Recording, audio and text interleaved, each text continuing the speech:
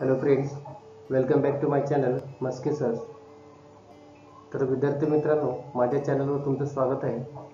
आजच्या आपल्या या व्हिडिओमध्ये आपण warming up activities, English workshop आणि लँग्वेज स्टडी सेक्शनमधल्या ज्या काही ॲक्टिव्हिटीज आहेत त्या the songs of the sea या इयत्ता 8वीच्या लेसनच्या पाहणार आहोत.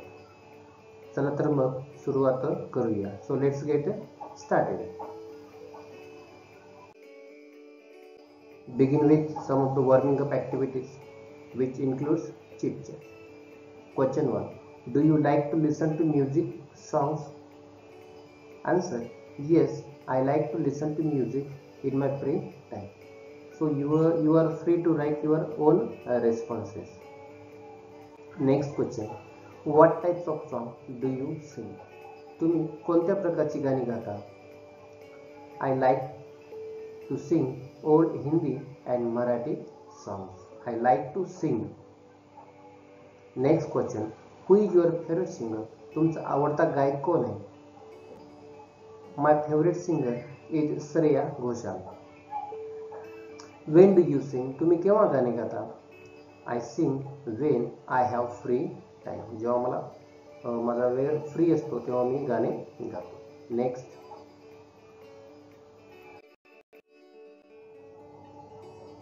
Do you practice singing under the guidance of a guru? एखाद्या विशेष गुरुच्या मार्गदर्शनाखाली तुम्ही गाण्याचा सराव करता का? No, I don't practice singing under the guidance of a guru. जर तुम्ही कोणी करत असाल तर त्याप्रमाणे तुम्हाला ते उत्तर लिहावं लागेल. What is difference between folk music and classical music? Classical music is based on disciplined ragas. It has strict rules of rhythm and pattern. Wherever folk music comes from the heart, it is the music of traditional, popular music styles of region. तर classical music अतिशय शिस्तबद्ध अशा रागावर आधारित असते. त्याच्यामध्ये अतिशय ताल आणि लय त्याचा जो काही पॅटर्न असतो तो अतिशय स्ट्रिक्ट असतो. याउलट लोककला म्हणजे हे लोक म्युझिक हे असंच परंपरेतून जन्माला येते किंवा हे एक ट्रॅडिशनल पॉप्युलर म्युझिक आहे किंवा पारंपरिक गीताचं सुद्धा म्हणू शकतो आपण याला. राग or raga is a music piece in Indian classical music which is sung or played in a fixed combination of 5 to 6 basic musical notes. From any singer, musician or the internet write down the names from any 5 ragas and what occasion they are best sung. या ठिकाणी इंटरनेटच्या मदतीनं किंवा तुम्हाला जर माहिती असेल तर काही रागांची नावं लिहायची आहेत आणि तो राग गाण्याची एकदम म्हणजे परफेक्ट वेळ कोणती वेळ आहे ते तुम्हाला या ठिकाणी सांगायचं. तर ते आपल्याला अशाच सांगता येईल.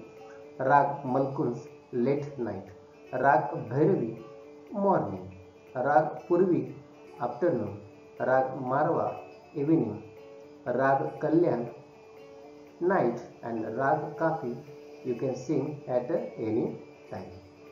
म्हणजे प्रत्येक राग गाण्याची एक निश्चित वेळ आहे शास्त्रशुद्ध पद्धतीने जर आपण त्याचं गायन केलं तर. Next. Margin questions. Question number 1. Who is the musician? At first Tansen is the musician. पहिल्यांदा सुरुवातीला कोण आहे? तानसेनचाच या ठिकाणी उल्लेख आलेला आहे. How does emperor Akbar praise Tansen? की अकबराने तानसेनाचं कौतुक कशा प्रकारे केलं? Emperor Akbar looked up and said it was indeed wonderful and superb, and he further said that he had the wonderful voice in the world. तो अकबर त्याच्याकडे पाहिलं आणि सांगितलं की खरंच हे खूपच अतिशय अप्रतिम असं गाणं होतं. आणि तो पुढे म्हणाला की तुझ्याकडे जगातला सर्वात सुंदर असा आवाज आहे. Next. Who was the musician that Tansen was talking about?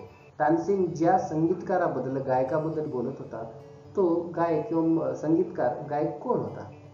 Sant Haridas was the musician that Tansen was talking about. Next.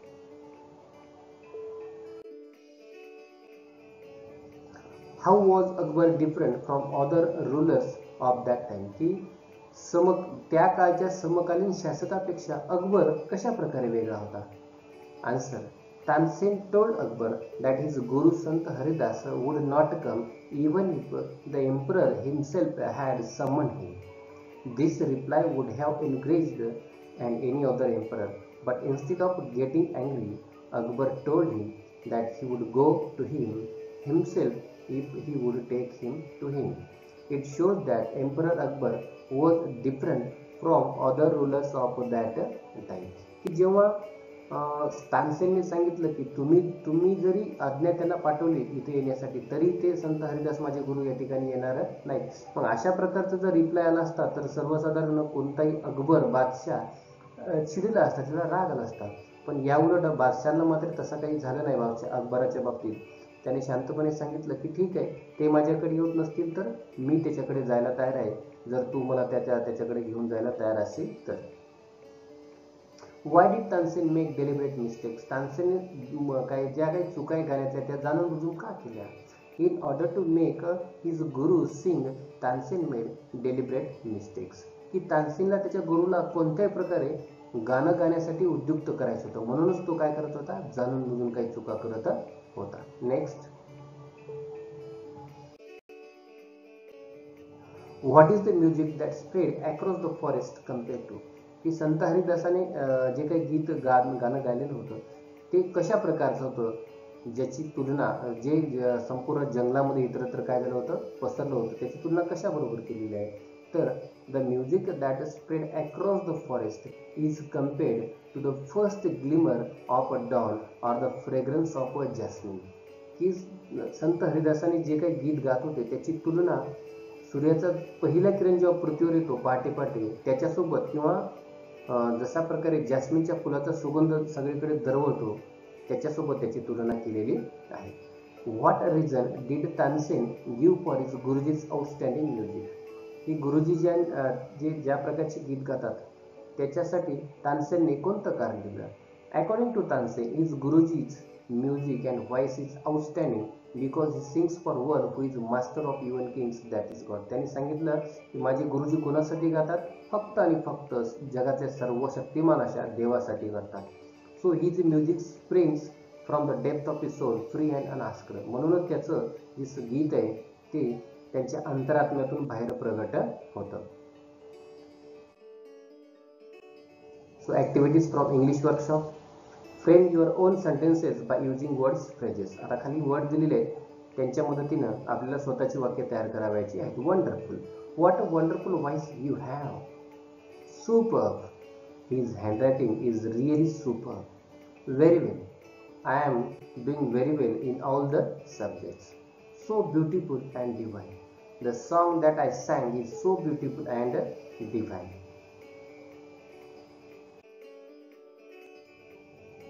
From the story, make a list of words related with music.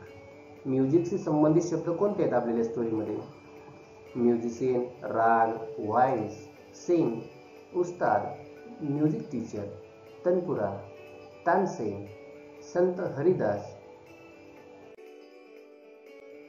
Who said it to whom and when and why? कोण कोणास म्हणालं, केव्हा आणि का म्हणालं, आपल्याला या ठिकाणी द्यायचं. तर एक टेबल आहे.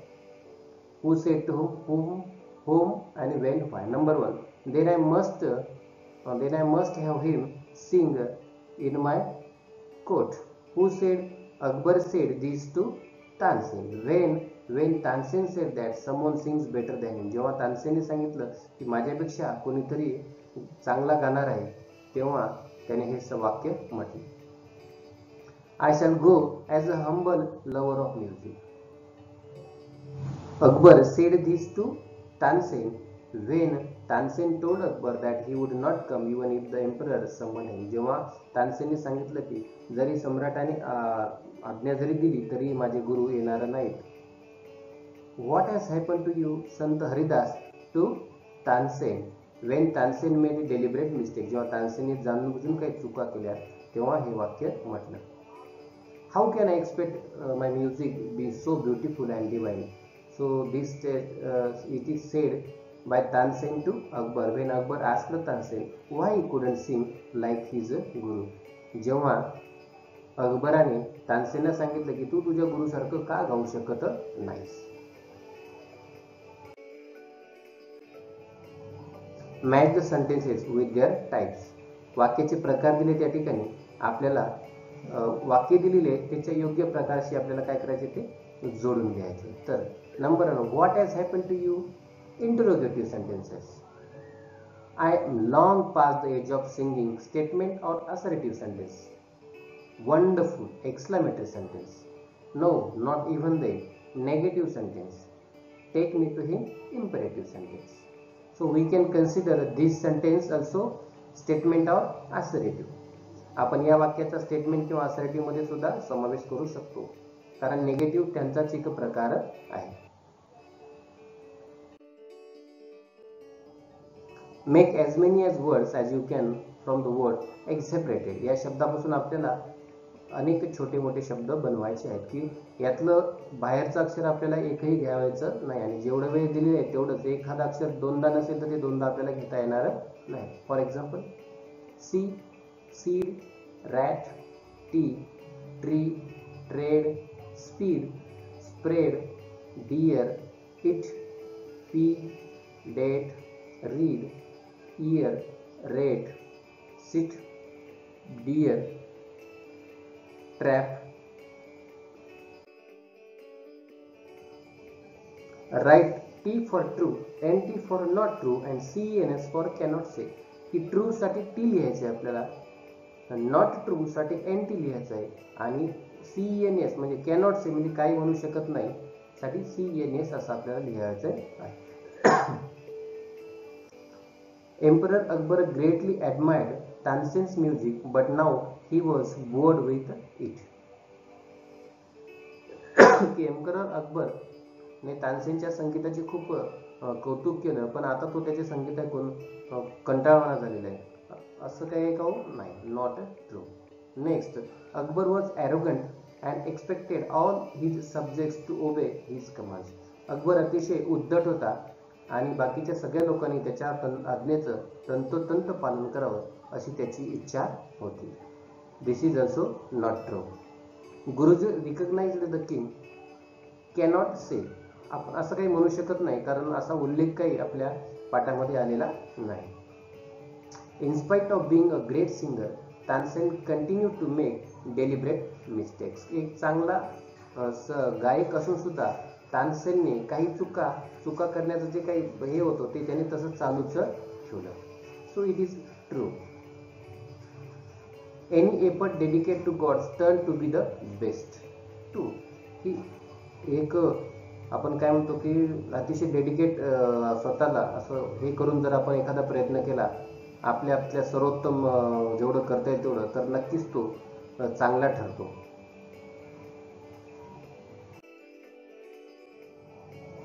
Discuss and write briefly.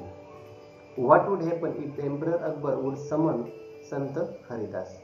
जर अकबराने संत हरिदासांना समन धाडलं असतं किंवा बोलावणं धाडलं असतं तर काय घडलं असतं बघा. If the emperor Akbar would summon Sant Haridas he would not have come to his court. ते आले नसते दरबारामध्ये. The emperor would have been felt insulted. आणि असं झालं असतं तर अकबराला त्याचं अपमानित झाल्यासारखं वाटलं असतं. And even Tansen would have been hurt. आणि तानसेन सुद्धा दुःखी झाला असता. And he wouldn't have come to his court.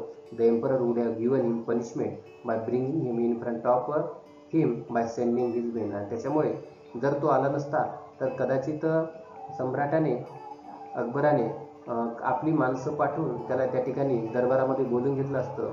So he would not be able to listen to the music of Sant Haridas. पण तिथे आल्यावर मात्र ते त्याचं संगीत मात्र काही ऐकू शकले नसते.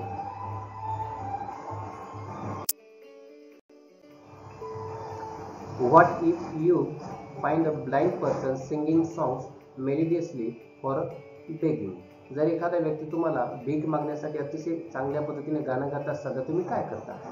If I find a blind person singing songs melodiously for begging I would ask him about his educational qualifications in music. संगीतामध्ये त्याच्या पात्रतेबद्दल मी त्याला विचारेन. If he is well qualified, जर तो क्वालिफाईड असेल, I will request my school authorities to depute him as a music teacher so that he would enjoy his melodious voice and he would earn his bread and butter instead of begging. तर खरंच तो संगीतामध्ये जर चांगल्या प्रकारे असेल तर मी शाळेच्या जे काही ऑथॉरिटीज आहेत, अधिकारी वर्गांना एक रिक्वेस्ट करेल की तुम्ही या व्यक्तीला एक संगीत शिक्षक म्हणून काय करा, त्याची अपॉइंटमेंट करा आपल्या शाळेमध्ये, मग जेणेकरून त्याचे सुंदर मंजूळ आवाज आपल्याला ऐकता येईल आणि त्याचाच या उलट आणि या बरोबरच त्याचा उदरनिर्वाह देखील याच्यावर होईल आणि त्याला भीक मागण्याची वेळ येणार नाही. Study the underline groups of words. या ठिकाणी पहा तुम्ही, ही or a shirt made of cotton. He wore a shirt which was made of cotton. Are you sure of your innocence? Are you sure that you are innocent? This is the exact reason for his failure. This is exactly why he has failed. After finishing his work, he went home. He finished his work and went home. तर या ठिकाणी आपल्याला एक गोष्ट notice करायची आहे. You will notice that all underlined groups of words in sentences marked A मध्ये mark केलेले पहा तुम्ही, merely refer to a concept or expression. They do not contain a subject or a main or a principal verb such as a group of words or unit of a sentence is called a phrase. की आपण A मधला जो भाग जर या ठिकाणी पाहिला या सगळ्या सेंटेन्स मधला, तर यातून आपल्याला कसल्याही प्रकारची कन्सेप्ट क्लिअर होत नाही किंवा याच्यामध्ये आपल्याला कसल्याही प्रकारचा अर्थ पूर्ण होत नाही किंवा याच्यामध्ये एक तर एखादा क्रियापद पण नाही किंवा एखाद्या वाक्याचा कर्ता देखील नाही, प्रिन्सिपल किंवा मेन वर्ब देखील नाही. म्हणूनच कदाचित यापासून आपल्याला कोणत्याही प्रकारचा अर्थबोध होत नाही. म्हणून अशा प्रकारच्या शब्दांच्या समूहाला आपण फ्रेज असं म्हणतो. Each of the underlined groups of words in sentences marked B convey a thought, concept and have a subject and a principal or main verb. So this unit part of a sentence is called a clause. आता त्यानंतर जर आपण पाहिलं तर बी मध्ये पहा, बी मध्ये जे अधोरेखित आहेत ते एक निश्चित अशी आपल्याला कन्सेप्ट कळवतात. एक अर्थपूर्ण असा तो शब्दांचा समूह आहे की ज्याच्यामध्ये मुख्य क्रियापद आहे, आणि वाक्याचा कर्ता देखील आहे. मग अशाच प्रकारच्या एक पूर्ण विचार प्रतीत करणाऱ्या संकल्पनेला की ज्याच्यामध्ये एक सब्जेक्ट आहे किंवा एक प्रिन्सिपल किंवा एक मेन वर्ब आहे, अशा प्रकारच्या शब्दांच्या गटालाच आपण काय म्हणतो, क्लॉज असं म्हणतो. त्याला उपवाक्य असं म्हणतो. क्लॉज मध्ये ऍटलिस्ट एक सब्जेक्ट आणि एक मेन वर्ब असतेच. Say whether the underlined are phrases or clause. The musician laid his tanpura on the carpet. आता तुम्ही सहज सांगू शकता on the carpet हे एक फ्रेज आहे. There is someone who sings far better. There is someone या वाक्याला पूर्ण अर्थ आहे म्हणून हा क्लॉज आहे. He had been Tansen's music teacher and he lived the life of a hermit. आता या ठिकाणी पण तुम्ही पाहू शकता या वाक्याला हा कर्ता आहे, त्याच्यानंतर हे प्रिन्सिपल किंवा मेन वर्ब आहे म्हणून आपण हा देखील काय, हा क्लॉज आहे. Next, the music spread like the first glimmer of dawn. आता या ठिकाणचा जो अधोरेखित भाग आहे याला आपल्या या अधोरेखित भागातून या शब्दसमूहातून आपल्याला कसल्याही प्रकारचा अर्थबोध होत नाही म्हणून हे एक फ्रेज आहे. His music springs from the depth of ची soul. From the depth of ची सोल या देखील शब्दसमूहाला कसल्याही प्रकारचा स्वतःचा अर्थ नाही. आपला अर्थ व्यक्त करण्यासाठी याला इकडच्या भागावर अवलंबून राहावं लागते म्हणून हा देखील फ्रेजच आहे. आणि last, as they walked back the emperor suddenly broke the silence. The emperor suddenly, emperor हा सब्जेक्ट आहे, ब्रोक हे प्रिन्सिपल किंवा मेन वर्ब आहे म्हणून या वाक्याला पूर्ण अर्थ आहे म्हणून हा देखील क्लॉज आहे. So friends, thanks for watching video. So if you are still new to my channel, please subscribe the channel and like and share the video to your friends. So thank you very much for watching this.